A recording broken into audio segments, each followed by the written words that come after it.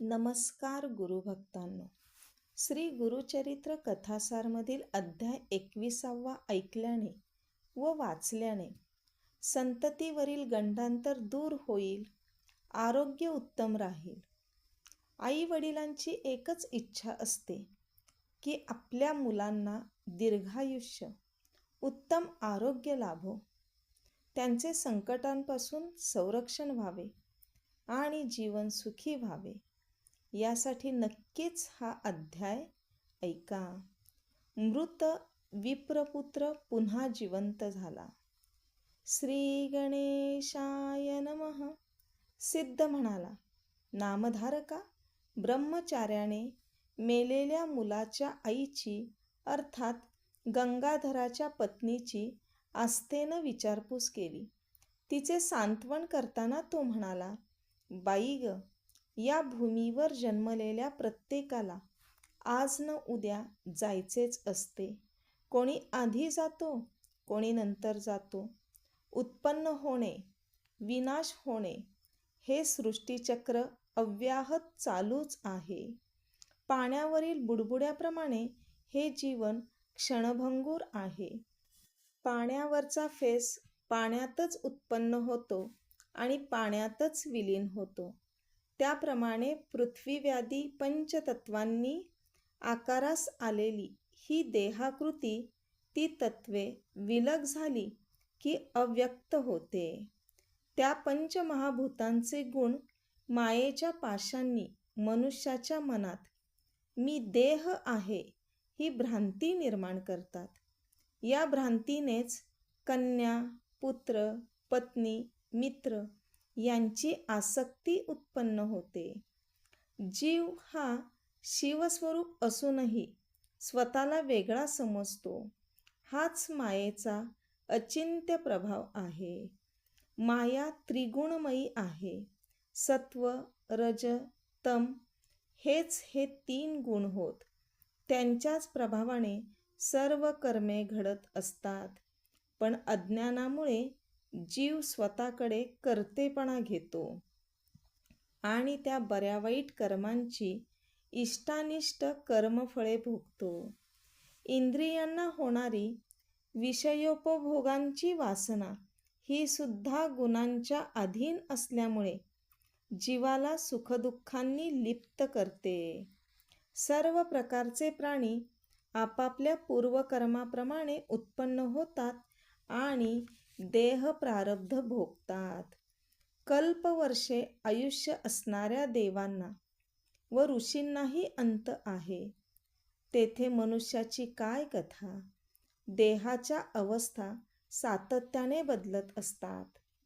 जन्म, बालपण, तारुण्य, वार्धक्य आणि त्यानंतर मृत्यू ठरलेलाच आहे. मृत्यूनंतर जीवात्मा पुनश्च नवीन देह धारण करतो. अर्थात व्यक्ताचे अव्यक्त होणे, अव्यक्ताचे पुन्हा व्यक्त होणे हा क्रम सातत्याने चालूच असतो. म्हणून जे ज्ञानी आहेत ते मनुष्याच्या जन्माचे व मृत्यूचे सुखदुःख मानित नाहीत. अज्ञानी जीव मात्र मायामोहाने भ्रमित होऊन इतरांशी आपले नाते जोडतो आणि त्यांच्या संदर्भात सुखदुःख भोगतो. उत्पन्न होणाऱ्या प्रत्येकाचा ललाटलेख ब्रह्मदेवाने लिहूनच ठेवलेला असतो. त्या प्रत्येकाचे जे काही पूर्वार्जित कर्म आहे त्यानुसार जीवाला तशी गती प्राप्त होत असते. त्यावरच त्याच्या सुखदुःखाचे आयुष्य मर्यादेचे निर्धारण होत असते. म्हणून कोणी बालपणी मरतो तर कोणी म्हातारपणी मरतो. स्वप्नातील द्रव्य जसे खरे मानता येत नाही तसा देहादिकांचाही भरवसा देता येत नाही. आजपर्यंत तू कोणकोणत्या योनीत किती जन्म घेतलेस हे सांगू शकतेस काय?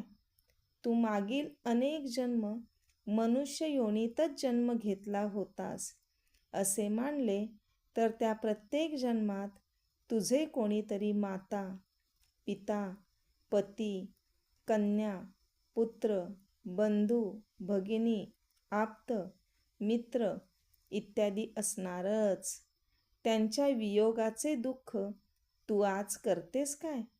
मग या जन्मात पुत्रवियोग झाला म्हणून रडण्यात काय अर्थ आहे? पंचमहाभूतात्मक असा हा देह चर्म, मांस, अस्थि व मज्जा यांचा नश्वर गठ्ठा आहे. मलमूत्राचे आगर आहे, घृणास्पद आहे. त्याची आसक्ती धरू नकोस. हे कलेवर अंत्यसंस्कारासाठी देऊन टाक. तेव्हा ब्राह्मणी म्हणाली, महाराज, तुमचे म्हणणे मला पटते, पण ते स्वीकारण्याचे धैर्य माझ्यात नाही. अंतःकरणात प्रचंड खळबळ माजली आहे. अनेक प्रश्नांनी चित्त अस्थिर झाले आहे. प्रत्येक घटना प्रारब्धाप्रमाणेच घडणार असेल तर श्रीहरीची भक्ती का करावी? परिसाच्या स्पर्शाने लोखंडाचे सोने झाले नाही असे कधी घडले नाही. त्याप्रमाणे संत महात्म्यांच्या वचनांनाही आजपर्यंत कधी उणेपणा आलेला नाही.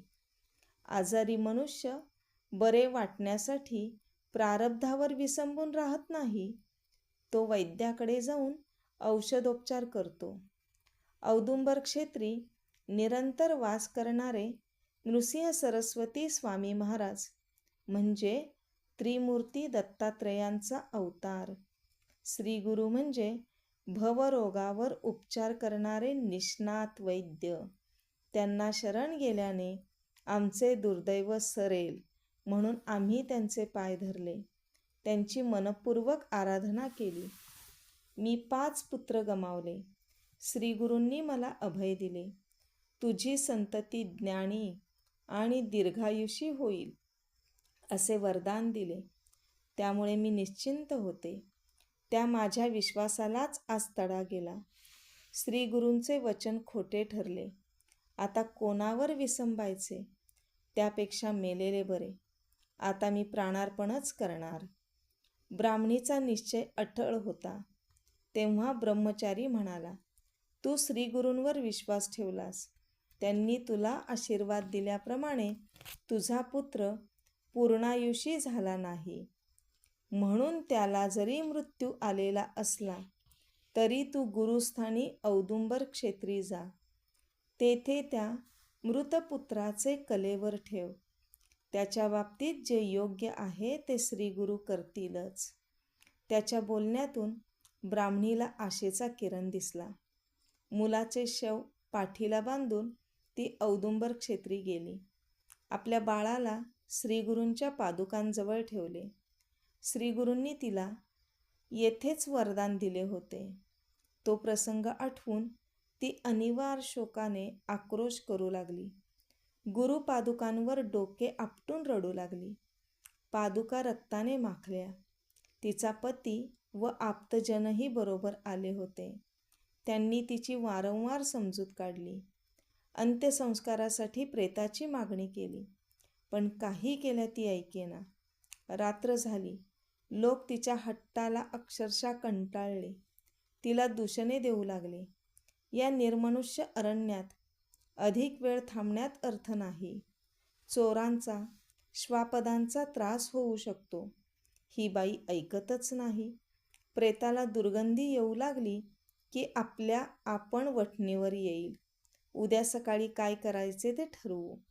अशा प्रकारे विचार विमर्श करून मंडळी मुक्कामी परतली.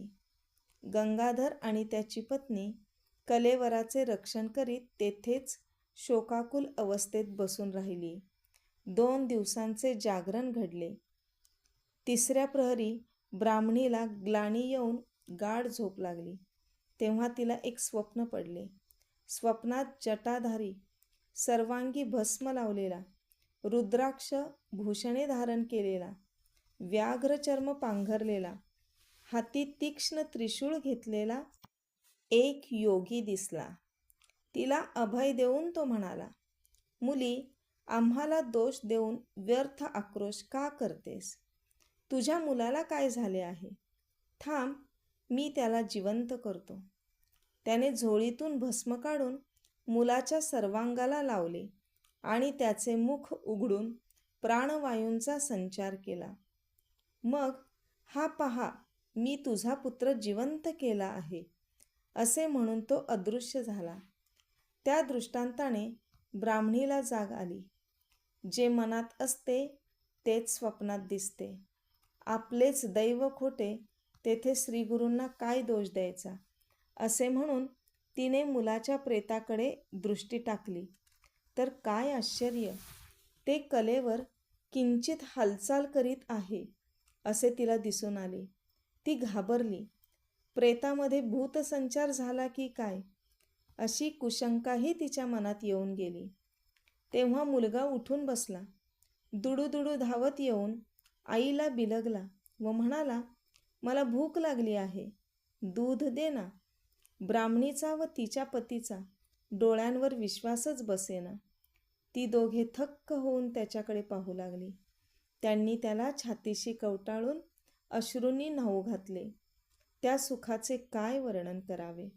मातेने मुलाला यथेच्छ स्तनपान दिले. श्रीगुरूंबद्दलच्या कृतज्ञ भावाने तिचे अंतःकरण भरून आले होते. त्या दोघांनी औदुंबराला प्रदक्षिणा घातली. श्रीगुरूंना वंदन करून त्यांची अपार स्तुती केली. निष्ठुर बोलल्याबद्दल क्षमा मागितली. गंगेमध्ये स्नान करून रक्ताळलेल्या पादुका स्वच्छ धुतल्या. त्यांची पूजा केली. दीप लावला. औदुंबराला पाणी घालून ते दाम्पत्य भक्तिभावाने गुरुभजन करू लागले. तेवढ्यात सकाळ झाली. आप्तस्वकीय विप्रमंडळी प्रेतावर संस्कार करण्यासाठी तेथे आली. गंगाधराचा पुत्र जिवंत झालेला पाहून सर्वांना मोठे आश्चर्य वाटले.